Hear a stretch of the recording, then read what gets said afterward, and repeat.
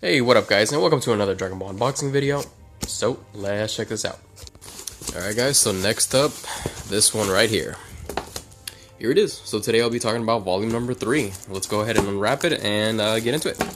Alright, that is enough. So today, we'll be talking about this volume. This is the third one rather, in the Buu Saga.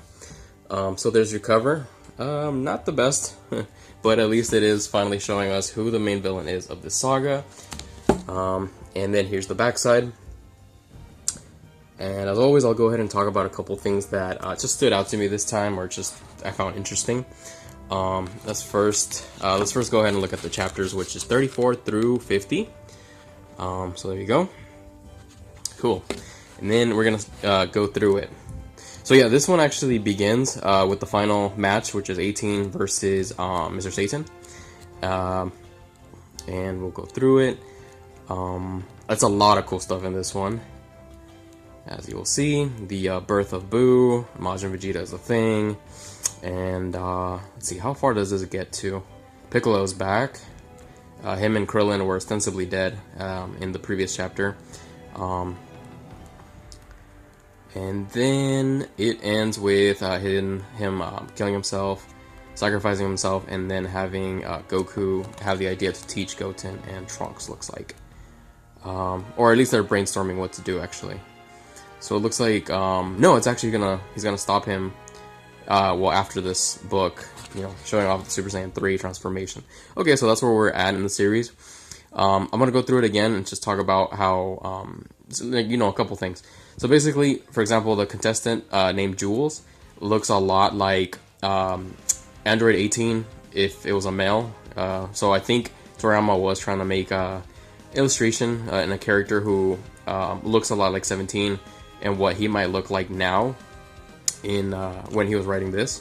Of course, we do see him later on in the volumes, but maybe that was just an idea or just a reminder that he's out there and you know, he does exist. Kind of, in a way, like a reference to him, maybe.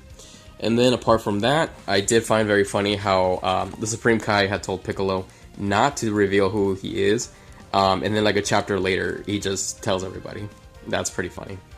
So that's two things. I also wanted to mention how that weapon that Spopovich and Yamu were using on Gohan when they drained his energy was very quick in the manga. And it would be very useful, and it would be cool to see if another villain had something like that. That drained Gohan of his energy, and like he was basically out in like a panel or two. Like it was very quick, a couple panels. But yeah, so that's really cool. And I think the last thing I wanted to mention, well, yes, the volume was really good. I definitely want to mention that. It was very enjoyable. I like seeing kind of like the tournament that the Saiyans were up to. It's not exactly that, but similar idea. And the last thing that stuck out to me was how Babidi was hesitant to put Dabura to face them next. He was saying how, like, hey, if you're the last one, if you were defeated, there's no one else who can stand up to them, and, you know, what am I gonna do? And so with that, it made me think, like, instead of Dabura being the third stage, what would the character have been instead, since it didn't look like he wanted Dabura to be there. It looked like he wanted Dabura to stay alongside him, you know, till the very end.